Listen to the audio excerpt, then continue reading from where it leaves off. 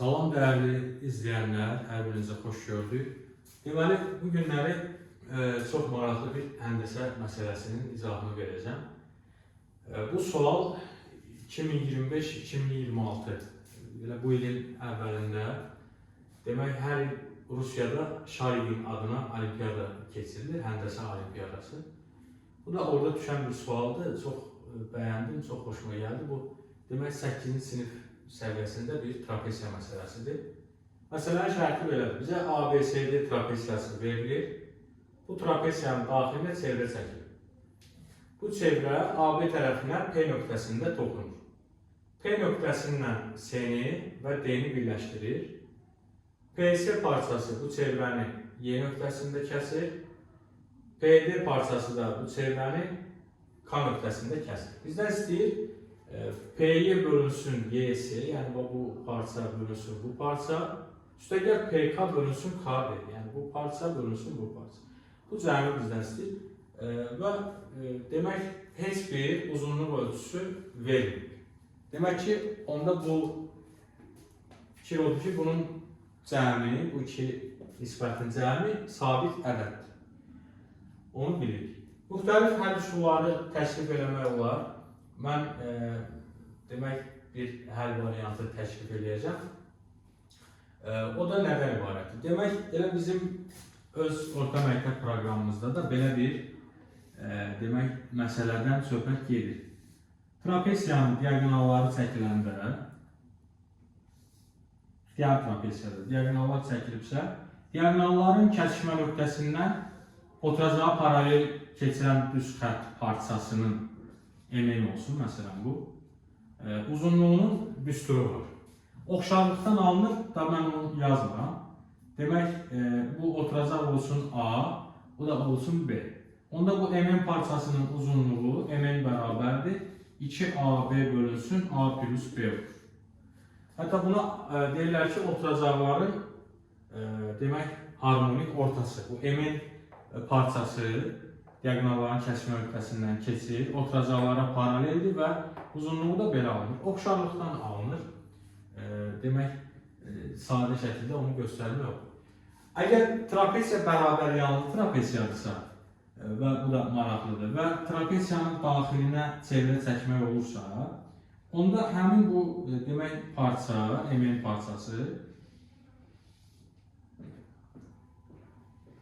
bu artıq xüsusi halda, yəni ki, trapesiya bərabər yanlıdırsa və daxilinə də çevrə çəkmək olursa, onda həmin o diagonalların kəsişmə nöqtəsindən keçən parça elə bu çevrənin yan tərəflərə toxunma nöqtələrini birləşdirən parça olur.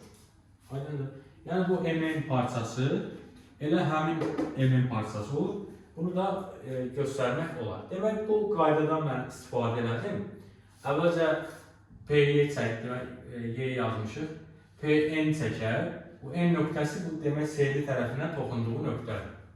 Aydındır ki, bu Pn AD-yə və BC-yə paraleldir. Ona görə də bu bucaq alfadırsa, bu NPK bucağı, bu alfadırsa, onda PDA bucağı da alfadır. Daxili çarpaz bucaqlar bərabər. Daha sonra mən burada N ilə K-nı birləşdirdim. Əslində belə bir düz xətt çəkdim. NK-dan keçən bir düz xətt çəkdim. Və burada nəyi görmək lazımdır? Demək, bu toxunandır. CD parçası toxunandır. NK-da vətəndir. Bilirik ki, toxunanla vətən arasındakı bucaq söykənliyi görsün və ya uyğun görsün yarısına bərabərdir. Digər tərəfdən bu bucaq alfadır. Bu da bu görsə söykənir. Yəni bu alfadırsa bu görs onda 2 alfa dərəcəli görs olur. Əgər bura 2 alfa dərəcədirsə, onda bu da alfa olur. Yəni bu bucaqla bu bucaq demək bərabərdir.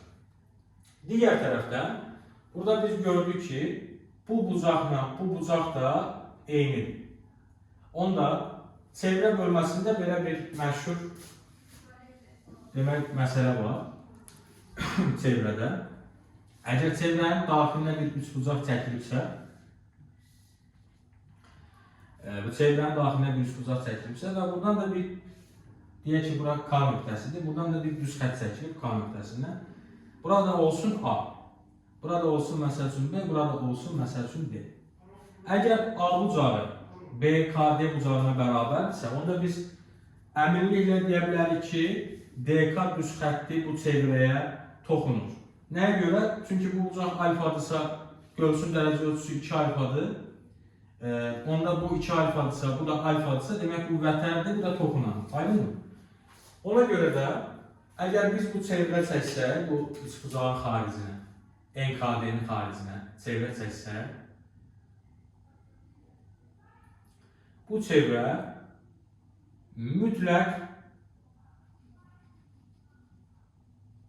bu AD düz xəttinə toxunmalıdır. Yəni bunu ayrıca da çəkərik. Demək bizim bir çevrəmiz var. Belə bir çevrəmiz var. Bir də bundan kəsişən bir dənə də çevrəmiz var. Və bunların elə ki, ortaq toxunanıdır. Şəkil budur. Buradan da demək kəsişmə nöqtəsindən keçən düz xətt çəkilir. Hansı ki bu yuxarıda NK düz xəttir. NK düz xətt. Çox maraqlı bir fakt var. Əgər bura biz T desək, burada demək M desək, onda bura T'dir, bura M'dir, bura D'dir. Onda TM ilə MD bərabər. TM ilə MD bərabər. Bu çox müxtəlif şəkildə göstərilir. Ən rahat, elə hamının başa düşməyi üçün, demək TM MD-yə niyə bərabərdir? Çünki M nöqtəsi həm bu böyük çevrəyə, həm də bu balaca çevrəyə görə qüvvəti eynidir. İndi o nə deməkdir? Yəni ki, bu toxunandır MT. MT-nin kvadratı bərabərdir MK vur MN, toxunan kəsən münasibətinə görə bu çevrədə. Eyni qaydada sağdakı bu çevrədə MD toxunandır. Onda MD-nin kvadratı MK vuraq MN-dir. Demək ki, MT-nin kvadratı MD-nin kvadratına bərabərdir. Aydındır ki, onda MD MT-yə bərabərdir. Yəni, bu, buna nədir? Bərabərdir. İndi belə bir şey deyəcəm. Demək, bu oturacaq olsun B, yuxarı oturacaq. Aşağı oturacaq da demək olsun A. Bərabəryanlı trapezi olduğuna görə bu tam simmetrik olur. Əgər bunun simmetriyonu çəksək, onda demək buradan AT məsafəsindən TD məsafəsi bir-birinə bərabər olur. Onda bura A bölü 2-dirsə, TD də A bölü 2-dir. Digər tərəfdə T ilə MD-nin də bərabər olduğunu biz aldıq. Onda bu olacaq A bölü 2-nin yarısı, bu da A bölü 2-nin yarısı.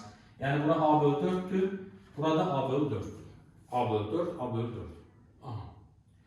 Digər tərəfdən bu qaydaya görə, bu həmin o harmonik orta, bu P-in parçasının uzunluğu olacaq 2AB bölünsün, A üstə gəlsin B. Və sağ. Demək olar ki, eləyəcəyimiz hər şeyi elədik. İndi, burada oxşarlıq var. Aydındır ki, bu P, M, K üst bucağından D, M, K üst bucağı, yəni bu üst bucaqla bu üst bucaq oxşar üst bucaqlardır. Çünki P-in paraleldir MD-yə. Oxşar olduğuna görə biz burada yaza bilərik. PK-nın KD-yə nisbəti